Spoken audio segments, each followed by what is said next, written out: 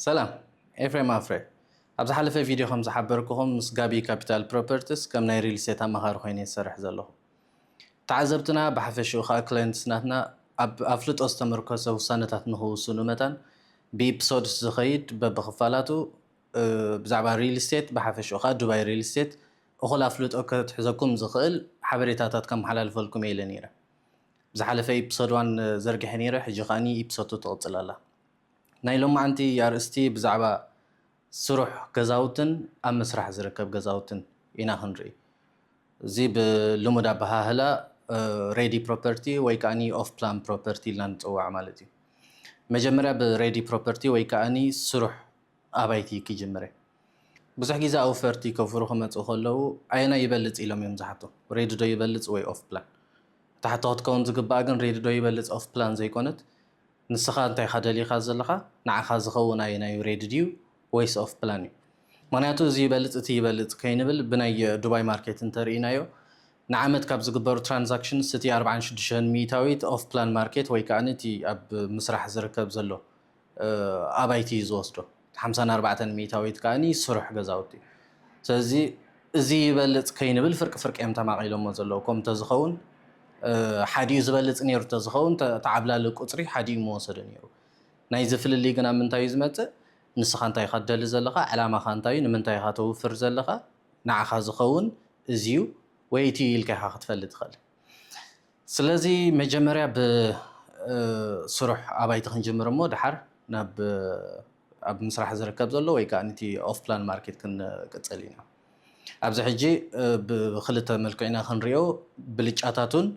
አሉታው ጎንናቱን ናይ ክልቲኡ ማልቲ አሞዳታ ሽዑ ክንገብሮም ዝግባእና ጥንቃቃታት ክሕብረኩም እየ እዚ ቪድዮ እዚ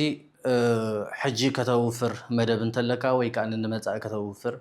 መደብ ሒዝካ እንተለካ ፍልጠት ቅድም አኪበ ክጸኒ ሄልካ ተሓስብ እንትኾንካ ንዓኻ ስለ ዝኾነ ስጋ መወዳእታ ምክትታል ከድልካ እዩ ማለት እዩ ብስሩሕ አባይቲ ክንጅምር ስሩሕ አባይቲ ንብሎ ዘለና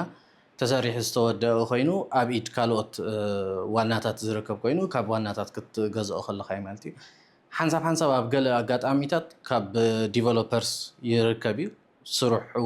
ሓደ ቢልዲንግ ሰሪሖም ይውድእዎ እሞ ውድ ይሸጡ እቲ ዝበዝሐ ግዜ ግን ካብ ኣቕዲሞም ዝገዝእዎ ሰባት ኢኻ ትገዝኦ ነቲ ትገዝኦ ዘለካ ፕሮጀክት ወይ ከዓኒ ገዛ ማለት እዩ ጥቕሚ ናይዚ እንታይ እዩ ሓደ ስሩሕ ስለ ዝኾነ በቐጥታ ክራይ ክጅምረልካ ይኽእል እዩ ካብታ መፍትሕካ ዝተረከብካ ሰዓት ጀሚርካ ክራይ ክጅምረልካ ይኽእል እዩ ወይ ከዓኒ ንስኻ ክትነብሮ መደብ እንተለካ ከዓኒ ካብታ ዝገዛእካላ ሰዓት ጀሚርካ ትኽኢልካ ንገዛኻ ክትኣቱ ኢኻ ማለት እዩ ካልኣይ ብልጫ ናይዚ ዝረአ ዝጭበጥ ስለ ዝኾነ ብዓይንኻ መፂኻ ኳሊቲኡ ብኸመይ ተሰሪሑ ዘሎ እንታይ ፅቡቕ ነገር ኣለዎ እንታይ ከጎደለታት ኣለዎ እቲ ኣሚኒትስ ከመይ ዘሎ ሎኬሽን ኣብ ጥቕኡ እንታይ ቀረባት ኣሎ ሳልሳይ ልቃሕ እዩ ንባንክ ክትልቃሕ ክትከይድ ከለኻ ግድን እዮም ኮላተራል ክሓቱኻ ስለዚ ገዛ ምህላው ከዓኒ ካብቶም ዝዓበዩ ንልቃሕ ምቹኣት ተሕጃታት ስለ ዝኾነ ገዛ እንተለካ ገዛኻ ትሒዝካ ልቃሕ ክትረኽበሉ ትኽእል ዕድላት ተግፋሕ ኣለኻ ማለት እዩ ራብዓይ ዝወሓደ ሪስክ ምህላው እዩ ምክንያቱ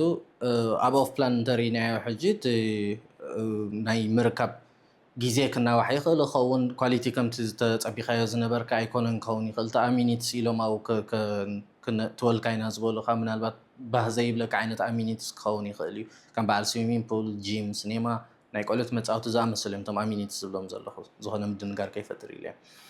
ስለዚ እዞም ነገራት እዚኦም ርኢኻ ትገዝኦም ስለ ዘለካ ነቲ ገዛ ትገዝኦ ስለ ዘለካ ናይ ሪስክ ሽግራትካ ቀኒስካዮ ኣለካ ወይ ከዓኒ ጠቕላላ የለን ማለት እዩ ምክንያቱ ኦሬዲ ዝጭበጥ ነገር እዩ ዲሌይ ከየጋጥም ናይ ሃንድ ኦቨር ወይ ከዓ መፍትሕካ ትርከበሉ ዲሌይ ከየጋጥም ኢልካ ትፈርሖ የለን ኦሬዲ ስሩሕ እዩ ዘሎ ወይ ከዓ ናይ ኳሊቲ ስክፍታኻ የለን ከምቲ መጀመርያ ዝበልናዮ ርኢኻ ባዕልካ ኣሰስ ጌርካ ተቐበሎ ስለ ዘለካ ማለት እዩ እዚኦም እዮም እቶም ብልጫታቱ ኣሉታዊ ጎኑ እንታይ ኢልና ከዓነ ምክንያቱ ብልጫ ጥራሕ ዝበሃል የለን ግድን ኣሉታዊ ጎኑ ከዓ ክህልዎ እዩ ቀዳማይ ኣሉታዊ ጎኒ ዋጋ እዩ ምክንያቱ ሬዲ ገዛውቲ ኩሉ ግዜ ብዝለዓለ ዋጋ እዮም ዝመፁ ኦፍ ፕላን ኣባይቲ ክንብል ከልና ወይ ዘይተሰርሐ ዘሎ ኣባይቲ ዝተሓተ ዋጋ ክኸውን ከሎ እቲ ናይ ሬዲ ማርኬት ከዓኒ ላዕለ ዋጋ እዩ ስለዚ እቲ ገዛ ክትገዝኦ ከለካ ካብቲ መጀመርያ ዝነበረ ኦሪጂናል ፕራይስ ናቱ ወሲኽካ ኢኻ ትገዝእ ዘለካ ካልኣይ ሬዲ ክትገዝእ እንተኮይንካ ካብ ሰባት ኢኻ ትገዝኦ ዘለኻ ስለዚ ሙሉእ ዋጋ ክትከፍል ኣለካ ባንክ ልቓሕ ኢልካ እንተሓቲትካ ከኣኒ ብናይ ዱባይ እንተኸይድናዮ ኣብ ዱባይ ትነብር እንተኮይንካ ስጋብ 80 ሚእታዊት ይፍቀደልካ እዩ ካብ ዱባይ ወፃኢ ሬሲደንት ናይ ዱባይ እንተዘይኮንካ ከዓ 50 ሚእታዊት እዩ ዝበዝሐ ስሕት ኢሎም ከዓ 60 ሚእታዊት ከዓ የፍቅዱ እዮም እዚ ግን ከተማልኦ ዘለካ ቅጥዕታት ኣሎ ሓደ ወርሓዊ እቶትካ እንታይ ይመስል ካልኣይ ዕድሜኻ ሳልሳይ ኩነታት ጥዕናኻ እዚኦም ኩሎም ኣብ ግምት ኣትዮም እዮም እቲ ደሊኻዮ ዘለካ ልቓሕ ክወሃበካ ዝኽእል ወይ ከዓ እቲ ሞርጌጅ ማለት እዩ ስለዚ ዝበዝሐ ግዜ ብደገ ዝመፁ ኣውፈርቲ ሙሉእ ዋጋ ከፊሎም እዮም ዝኣትውዎ ሳልሳይ ከዓ ናይ ኣፕሪሺዬሽን ሕፅረት እዩ ኣፕሪሺዬሽን ማለት ሕጂ ዕቤት ናይቲ ዋጋ እዩ ዕቤት ናይቲ ዋጋ መብዛሕትኡ ግዜ እቲ ዝበዝሐ ዕቤት ኣብ ግዜ ኮንስትራክሽን እዩ ዝመፅእ ካብ ኮንስትራክሽን ወፃኢ ሽዑ ምስ ተረከብካዮ እቲ ዕቤት ቀስ እንዳበለ እዩ ዝኸይድ ስለዚ ብዙሕ ናይ ካፒታል ኣፕሪሲዬሽን ቦታ የብልካን ማለት እዩ ኣብዚ ፅብብ ዝበለ ቦታ እዩ ዘሎ ኣሎ እቲ ዕቤት ምክንያቱ ከተማ ብዓባያ ዓመታዊ ወሰኽ ትገብር እያ ሕጂ እዚ እታ ከተማ ኩላ ክትውስኽ ከላ ምስኣ እቲ ቫልዩ ናይ ትገዚእካዮ ዘለካ ገዛ ከኣኒ እንዳወሰኺ ክኸይድ እዩ ወይ ከኣኒ ኤርያ እንተኢልካ ከዓ እቲ ገዚእካዮ ዘለካ ከባቢ ፉሊ ዲቨሎፕድ እንተዘይኮይኑ ሙሉእ ተሰሪሑ ምስ ተወድአ ዋጋ ናይቲ ኣቐዲምካ ገዚእካዮ ዘለካ ገዛ ክውስኽ እዩ ምስኡ እዚ ግን ኣብታ ስፔሲፊክ ፕሮጀክት ናትካ ዘይኮነ ዝምርኮስ ዘሎ እቲ ዕቤት ኣብቲ ሓፈሻዊ ከባቢ ወይ ከኣኒ ከተማ እዩ ዝምርኮስ ዘሎ ስለዚ ሬዲ ዝበሃል ዘሎ ወይ ከኣኒ ስሩሕ ኣባይቲ ንመን እዩ ዝኸውን እዚ ሓደ ባዕሎም ክኣትውዎ ንዝደሊ ወይ ከዓ ባዕሎም ክነብርዎ ንዝደሊ ሰባት ካልኣይ ብቐጥታ ክራይ ከምፃሎም ንደሊ ሰባት ሳልሳይ ከዓ ቅድሚ ምውፋረይ ዝሪኦ ክኸውን ኣለዎ ኣብዚ ጭበጥ ነገር የወፍሪ ዝገብር ኣብ ፕላን ወይ ከዓ ናብ ማስተር ፕላን ኣሚነ ወፍራ ይገብርኒ እዩ ንዝብሉ ሰባት ሬዲ ንዖም ዝኸውን ኢንቨስትመንት ይኸውን ማለት እዩ ሕጂ ናብ ኦፍ ፕላን ዝገር ወይ ከዓኒ ኣብ ምስራሕ ዝርከብ ኣባይቲ ኦፍ ፕላን ፕሮፐርቲ ዝበሃል ወይ ከዓ ምስራሕ ዝርከብ ኣባይቲ እንተኢልና ከዓኒ እዚ እቲ ዲቨሎፐር መጀመርያ ነቲ ማስተር ፕላን የውፅኦ እሞ ስራሕ ቅድሚ ምጅማሩ ነቲ ዘለዎ ፕሮጀክት ኩሉ ሸይጡ ይውድኦ እዚ ሕጂ ብዋጋ ክንሪኦ ከለና ናብ ረብሕኡ ክንከይድ ድሕር ኣሉታዊ ጎንታቱ ከዓ ንክንሪኦ ኢና ረብሓ ናይ ኦፍ ፕላን እቲ ዋጋ ኣዝዩ ታሕቲ ዋጋ ኢኻ ትገዝኦ መጀመርያ ምክንያቱ እቲ ዲቨሎፐር ብፍላይ ኣብ ዝበለፀ ግዜ ናይ ኦፍ ፕላን ክትገዛሉ ዘለካ ግዜ እቲ ፕሪ ላውንች ዝበሃል እዩ ቅድሚ ናብ ዕዳጋ ምውራዱ ኣቐዲሙ ነቶም ኤጀንትስ ወይ ከዓኒ ነቶም ኣብቲ ሊስት ናቱ ዝፀንሑ ኢንቨስተርስ ኣብ ከምዚ ዕለት ኣብ ከምዚ መዓልቲ ላውንች ክንገብር ኢና ኢሉ ሓቢሩ ይፀንሕ እቲ ዲቨሎፐር እሞ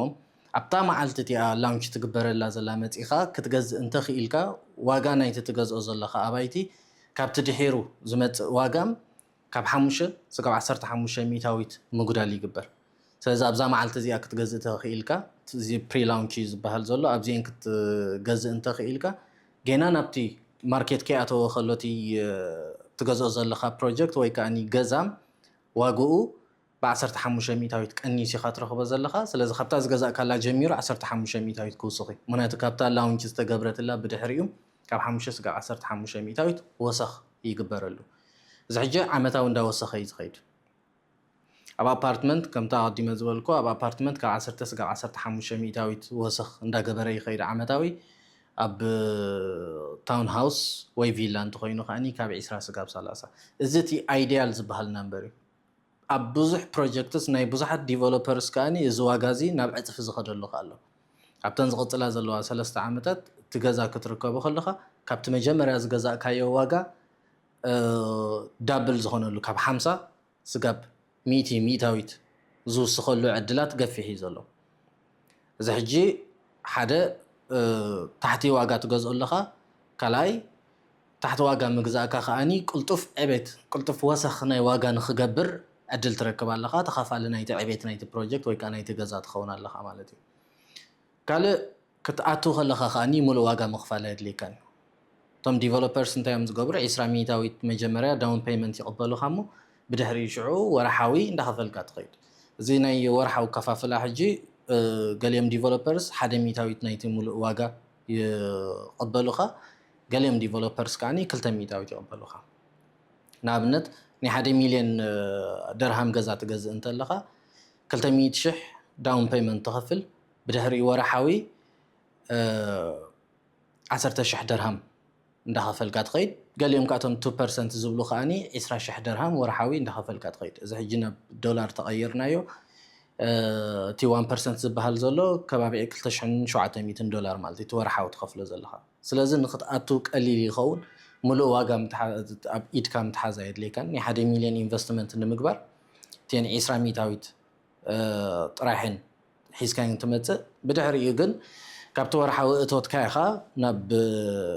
ናብዚ ተሰድድ ዘለኻ ማለት እዩ 1% ናይቲ ቶታል ቫልዩ እንዳኸፈልካ ገሊኦም ስጋብ 4 ዓመት ስጋብ ሃንድ ኦቨር ይብሉኻ ትክፍሊት ስጋብ ሃንድ ኦቨር ከፊልካ ትውድኦ ኣለካ ገሊኦም ከዓ ስጋብ 7 ዓመት 8 ዓመት ዝጸንሕ ኣከፋፍላ ካሎ ቀስ እንዳበልካ ከፊልካ ትውድኦ ማለት እዩ ስለዚ ብዚ ብድሮት ዓቕሚ ክትኣትዎ ትኽእል ኢኻ ወይ እውን ገንዘብ ክህልወካ ክእል እዩ ግን ገንዘብካ ንኻልእ ትጥቀመሉ ሞ ቀስ እንዳበልካ ዝትኸፍል እዚ ሕጂ ካብቲ ናይ ባንክ እንታይ ጥቕሚ ኣለዎ ነቲ ገዛ ካሽ ከፊልካ ነተን ገንዘብ ንባንክ ትገዛ ከዓ ትሒዝካ ልቓሕ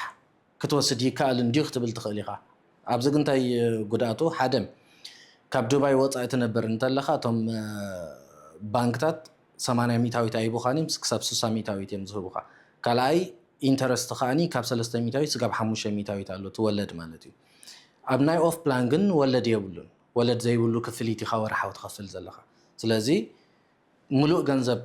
እንተለካት ገንዘብካ ንኻልእካ ትጥቀመሉ ወርሓዊ እንዳኸፈልካ ብዝትኸይድ እቲ ገንዘብ ተዘይብልካ ኮይኑ ነዘን መጀመር ጥራሕ መእተዊ ጥራሕ ክኾነካ ዝኽእል መእተዊ ጥራሕ ክኾነካ ዝኽእል ሒዝካ ተፀኒሕካ ከዓ ቀስ እንዳበልካ ከፊልካ ሙሉእ ዋንነት ገዛኻ ትቆፃፀር ማለት እዩ ካልእ ጥቕሚ ናይ ኦፍ ፕላን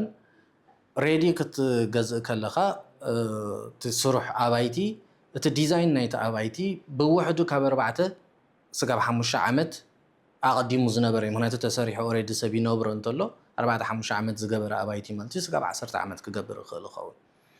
ኣብ ኦፍ ፕላን ግን ኣብታ ሰዓት እቲኣ ዘላ ዘመናዊ ትበሃል ዲዛይን ተጠቂሞም እዮም ዝሰርሕዎ ዘለዉ ስለዚ ወላታ ኣሚኒቲስ ዝበለፀን ዝሓሸን ክኸውን ይኽእል እዚ ዕድላት ዘለዎ ማለት እዩ ኣሉታዊ ጎኑ ኸደኣ ተልካ ኣሉታዊ ጎኑ ናይ ኦፍ ፕላን ሓደ ኣብ ትሪኦን ትጭብጦን ኣይኮንካ እንተውፍር ዘለኻ ኣብቲ ፕላን ኣሚንካ ኢኻ እቲ ዝሃቡኻ ማርኬቲንግ ማተርያል ርኢኻ ኢኻ ተውፍር ዘለኻ ስለዚ ዓወት ናይዛ ፕሮጀክት ኣብቲ ዲቨሎፐር እያ ትምርኮስ ዘላ ማለት እዩ ኣብቲ ትሪኦ ዘይኮነ ኣብቲ ዲቨሎፐር እዚ ዲቨሎፐር እዚ ኣቐዲሙ ኣብ ጊዜኡ እየረክብ ነይሩ ድዩ እንታይ ዓይነት ኳሊቲ እዩ ዘረክብ ነይሩ ድሓር ምስ ረከበ ኸት ሜንተናንስ ብኸመይ እዩ ዝቕፅሎ እቲ ማናጅመንት ወይ ከዓ ሜንተናንስ ዝበሃል ዘሎ ማለት እዩ እዚኦም ኩሎም ኣብቲ ዲቨሎፐር እዮም ዝምርኮሱ ኣብቲ ትሪኦ ዘለኻ ገዛ ኣይኮነን ሕጂ ከም ተወሳኺ ሽግራት እዚኦም ክረኣዮም ማለት እዩ ነቲ ዲቨሎፐር ብዝግባእ ከተፅንዖ እንተዘይክኢልካ ካብቲ ክትቅበሎ ሓሲብካዮ ዘለኻ ግዜ ናይ ምድንጋይ ተኽእሎታት ክህልወይ ኳሊቲ ከምቲ ዝሓሰብካዮ ኳሊቲ ዘይክኸውን ይኽእል እዩ ምናልባት ሽግራት እንተጋጢሞም ከምዚ ናይ ኮሮና ኣጋጢሙሉ ዝነበረ ከዓ እቲ ፕሮጀክት ምስ ተጀመረ ጠጠው ክብል ይኽእል እዩ ክሳብቲ ሽግር ተወዲኡ ናብ ስራሕ ዝምለሱ ካብቲ ዝሓሰብካዮ ግዜ እቲ ሃንድ ኦቨር ትፅበዮ ዝነበርካ ክናዋሒ ማለት እዩ ነዚኦም ንምፍዋስ ዝበለፀ ሓደ ሰብ ኣብ ኦፍ ፕላን ከውፍር እንተኮይኑ ክገብሮ ዘለዎ ዲቨሎፐር ኣብ ምምራፅ እዩ እንታይ ዓይነት ኣባይቲ ኣቐዲሙ ኣረኪቡ ነይሩ ኳሊቲ ናይቲ ኣባይቲ ግዜ ምርካብ ብድሕሪኡ ብኸመይ ሜንተናንስ ገብሮ ሽግራት ኣብ ዘጋጥሙሉ ግዜ ነቶም ሽግራት ብኸመይ ዝሰግሮም ምናልባት ኣብዚ ማርኬት ከባቢ 20 ዓመት 30 ዓመት ዝፀንሐ ዲቨሎፐር እንተኮይኑ ብዙሓት ሽግራት ይሕሊፉ ዘሎ ናይ 2008 ፋይናንሻል ክራይሲስ ሽግር ርኦም ኣለው ናይ 2014 ናይ ሪል ስቴት ምጉዳል ሽግር ይሕሊፎም ኣለው ናይ 2020 ናይ ኮሮና ከዓ ስለዚ እዞም ዲቨሎፐር ኣብተን ዝሓለፈ ግዜያት ሽግር ምስ መፅኦም ብኸመይ ሰጊሮሞ ነዚ ክትርኢ ትኽእል ኢኻ ነዚ ርኢኻ ሽዑ ነዚ ዝመፅእ ዘሎ ፕሬዲክት ክትገብሮ ትኽእል ኢኻ ምክንያቱ ነቲ ዝነበረ እዮም ክደግምዎ ሓድሽ ነገር ስለዘየለ ማለት እዩ ስለዚ እቲ ኣሉታዊ ጎኑን ብልጭውን ነዚ ይመስል ንመን እዩ ዝኸውን እንተኢልና ሽዑ እዚ ኦፍ ፕላን ሓደ ቀንዲ appreciation ይዘድልየኒ ወይ ከዓኒ ዕቤት ዋጋ ናይ ታውፊርየ ዘለኹ ገንዘብ ብክንምንታይ ከዓብየለይ ይኽእል ወይ ክንምንታይ ዕቤት ከምፃለይ ይኽእል 1 ሚልዮን ኣውፊርያ ኣብ 3-4 ዓመት ክንደይ ክትኮነለይ ትኽእል እዚ ቀንዲ ዘገድሶ እንተኾይኑ ናይቲ ወርሓዊ ክራይ ዝበሃል ዘሎ እሱ ሽግር የለን ዝብል እንተኾይኑ ካልኣይ ሙሉእ ብሙሉእ ኣውፋር ጥራሕ እንተኾይኑ ክነብሮ ይደሊ እንተሎ ዘይተሰርሐ ገዛ ስለ ዝኾነ ክነብሮ ይክእልኒ ስለዚ ነቲ ክነብር ኢሉ ዝመፅእ ዘሎ መንበሪ እዩ ዝገዝእ ዘሎ ሰብ ኣይትኸውን እዛ ኦፍ ፕላን ታሬድያ ንዑ ትኸውን ማለት እዩ ሕጂ ኣብዚ እንታይ የወዳደር ሰብ ኣነ እታ ክራይ እየ ዝደሊ ሕጂ ክራይ ናይ ዱባይ ወርሓዊ ዓመታዊ ሶሪ ካብ 7 እስካብ 10 ሚእታዊት EUTROI ወይ ከዓ ነቲ ክራይ ዘምፃልካ እቲ ኣባይቲ እዛ ኣብ ኣፓርትመንት እዩ ኣብ ታውን ሃውስ ወይ ከዓኒ ኣብ ቪላ እንተኾይኑ ከዓኒ ካብ 4 እስካብ 6 ሚእታዊት ክራይ ዘምፃልካ ስለዚ 3 ዓመት ኢልና እንተሓሲብናያ እታ ክራይ እንታይ እዩ ኣብ ግምት ዝእቱት ሰብ ኦኬ 3 ዓመት 7 ሚእታዊት ሪተርን የምፃለይ እንተሎ ዓመታዊ ኣብ 3 ዓመት 21 ሚእታዊት ዘምፃለይ ዘሎ ማለት እዩ እቲ ሬድ እንተኾይኑ appreciation ግን ቀስ እንዳበለ ይክውስኽ ኦፍ ፕላን እንተኾይኑ ግን ትዝገዝኦ ዘሎ ን3 ዓመት ክራይ ዝበሃል የለን ዝመፆ ግን ካብ 50 ስጋብ 100 ሚእታዊት ዕቤት ከምፅእ ይኽእል እዩ ታ appreciation ማለት እዩ ስለዚ ተን 21 ሚእታዊት ኣብ 3 ዓመት ዝረኽበን ሕጂ ዝረኽበን እየን ዘገድሳኒ ምክንያቱ ካሽ ፍሎው ደሊ ስለ ዘለኹ እዘን ሕጂ ዝረኽበን እየን ዘድልያኒ ዝብል ሰብ እንተኾይኑ ናብ ሬድ ክኸይድ እዩ ኣይ ኣነስ ብድምር ኣብ መፍትሒ ምስ ተረከብኮ ኣፕሪሺየት ዝገብሮ ዘሎ ካብ 50 ስጋብ 100 ሚእታዊት እንተኾይኑ ሽዑ ሸይጠ ክረኽቦ ዝኽእል ዕቤት እዩ ዘገድሰኒ ሕጂ ወርሓዊ ይኮነን ዘገድሰኒ ዘሎ ዝብል እንተኾይኑ ከዓ ናብ ኦፍ ፕላን ከኣቱ እዩ ማለት እዩ ብሓፈሽኡ ግን ከም ዝበልኮም ነንቲ ዕላማኻ ነንቲ ደሊኻዮ ዘለኻን ክልቲኡ ምቹ እዩ እንታይ ኢኻ ትደሊ ዘለኻ ንስኻ እዘን ጠቕስኮ ነጥብታት ኣለዋ ትደልዮ ዘለኻ ብንጹር ከተቐምጥ እንተኽኢልካ እዚኣ ንዓይ ትኸውን እዚኣ ከዓኒ ንዓይ ትኸውን ኣይኮነትን ኢልካ ክትድምድም ትኽእል ኢኻ ማለት እዩ ብሓፈሽኡ ንምድምዳም ኣብ መወዳእታ ኣብ ዝኾነ ዓውዲ ኣብ ዝኾነ ሞያ ሰብ ሰርቪስ ወይ ኢንቨስትመንት ወይ ዝኾነ ነገር ደልዩ ክኸይድ ከሎ ናብ በዓል ሞያ እዩ ዝኸይድ ምክንያቱ ዝሓሸ ሓበሬታ ካብኡ ክትረክብ ስለ ትኽእል ማለት እዩ ከምቲ መጀመርያ ዝበልኩም ኣነ ከዓኒ ኣብ ዱባይ ናይ ሪል ስቴት ኣማኻሪ ኮይነ ይዓይ ስለ ዘለኹ ኢንቨስት ክገብር መደብ እንተለዎ ሰብ ብስክሪን ቴሌፎኒ ክገድፈልኩም እየ ባደውለይ ሞ እቲ ንዓኹም ዝኸውን ምስ ዕላማኹም ዝኸይድ ወይ ከዓ ምስ ትደሊኹምዎ ዘለኹም ሸቶታት ወይ ጎልስ ብቐሊሉ ክትረኽብሉ ትኽእሉ ወይ ከዓ ነቲ ጎልስ ናትኩም ክትሃርምሉ ትኽእሉ ወፍሪ ባዕለይ ጋይድ ክገብረኩም እየ ጊዜኹም ሂብኩም ስለዝተኸታተልኩምኒ ብልበየ ዘመስግን ኣብታ ትቕፅል ዘላ ቪድዮ ይራኸበና ተሰናዩ